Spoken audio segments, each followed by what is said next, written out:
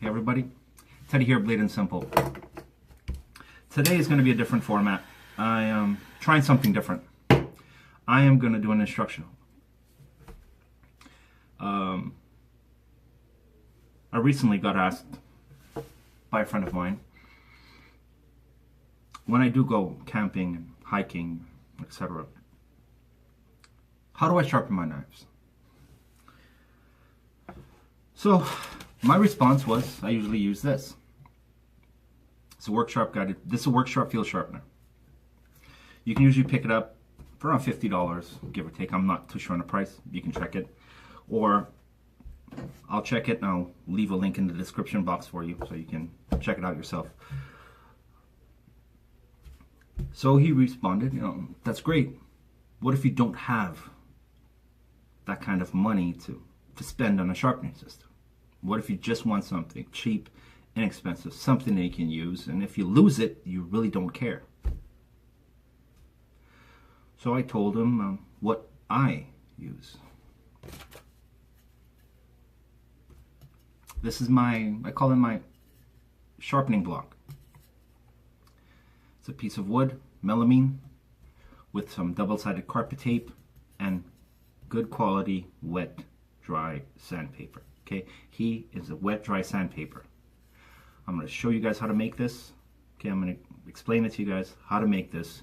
And the best thing about this, it's inexpensive, and if you do lose it, you really don't give a damn. You don't care, because you're not wasting $50 and putting it down somewhere and forgetting about it. Okay, so I'm going to tell you guys how to make this. But before we get into that, I'll tell you a bit about this. Okay, this is a diesel unholy cocktail. It's a torpedo.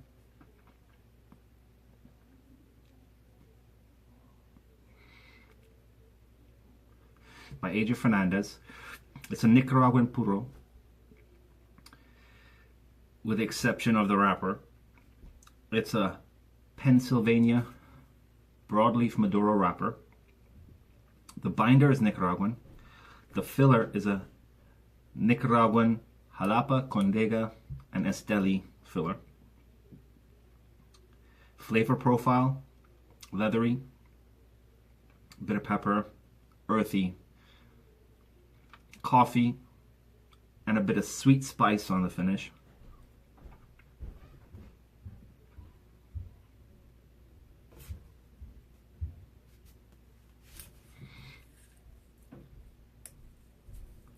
Really nice creamy smoke. Medium to full, more of the full side. Okay? Depends on where you look. Some people say it's a full, some say it's a medium. In my opinion, it's more on the fuller side. This is not a medium by any means, but definitely one of those cigars you want to try. Really nice, sturdy construction. It's not spongy. Nice, really thick wrapper. Great construction. So one of AJ Fernandez finest. So give this one a shot.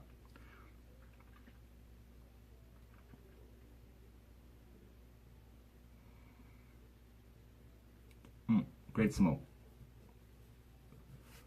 So let's get into the sanding block, or sharpening block like I like to call it. It's pretty simple. All you need is a piece of wood. Now,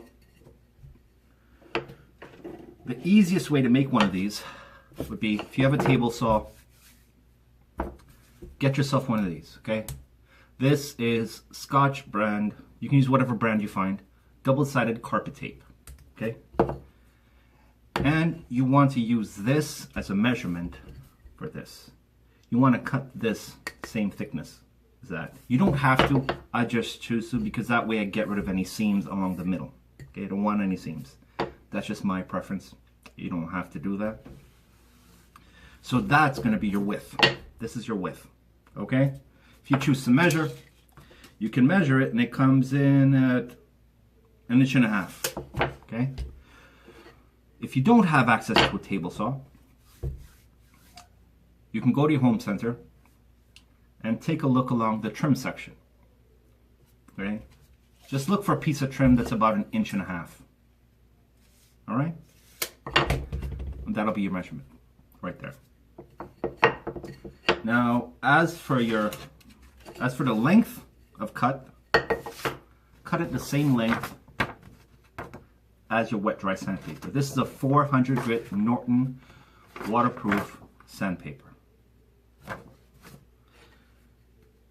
Now the construction itself could not be simpler.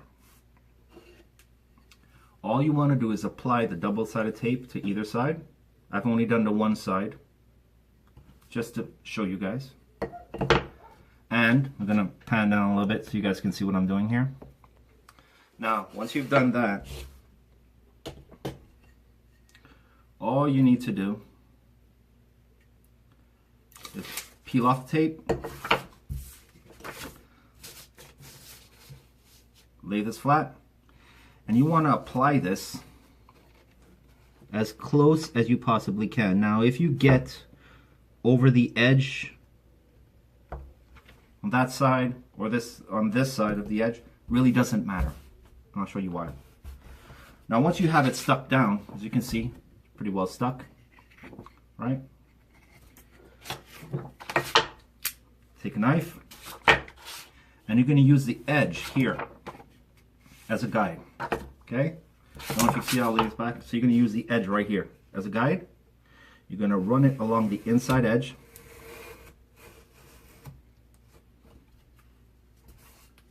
And there you got a nice clean cut. Repeat the process for the other side where you have that overlap. Lay it in there. Run your blade right along the edge. And right there, got a nice clean cut. Another recommendation, remember to label here. This is 400 grit, so I just wrote on one side, facing upwards, 400 grit. If you're gonna do, for example, like a 600 grit, let me show you this right here, okay? Hope you guys can see. I'm videoing this with my cell phone, so forgive me if it's not perfect. Now you lay down your edge, okay? Same process like before. Use your knife, use the edge of the wood of your block as a guide, okay? Edge of your block as a guide, right there, okay? Firm pressure down just to make sure this double-sided carpet tape is adhered properly to your block of wood. Peel it back. And then you want to get your other piece of your other piece of wet dry sandpaper, your Norton wet dry sandpaper, and you're gonna repeat the process, same thing as before. You want to line it up, make sure the edges are lined up, drop it down. See, I messed it up.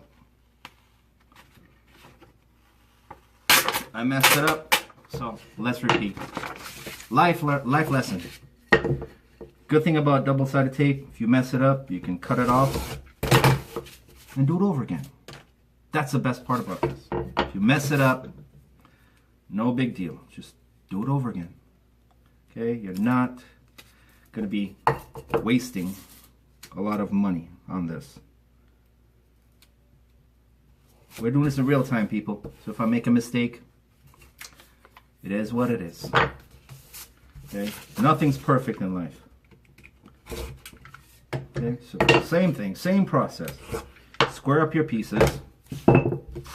Now, let's try this again. All right? Hopefully, fingers crossed, no mistakes. Now, let's line up these edges. If I leave a little overlap on either side, it doesn't matter. If I leave it, wow. That would have helped if I took this piece off, huh? It's one of those days, people. One of those days. All right.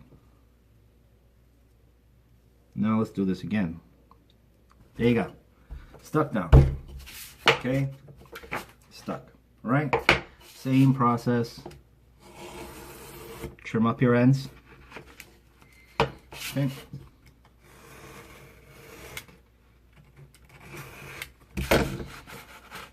up your ends, flip it around, use the edge of the block as a guide, like I said before. There you go. Now, what you want to do is get yourself a marker. With the block side facing up, you want to write the grit on the side. So this is 600.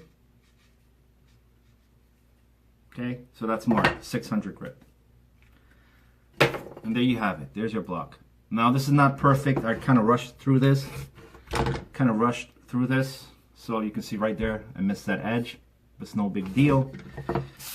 You take your time, you can do a hell of a lot better job than me. I kind of rushed through it a bit, but it's okay. It happens. And as you see, if you do mess up, peel it off, just do it over again. All right, so that's it. Now, as for using this block, what I recommend, if you're at home, I've used this at home instead of using my sharpening stones. I've used it to sharpen knives. I've even used it to reprofile knives. What I usually do is I have different grits.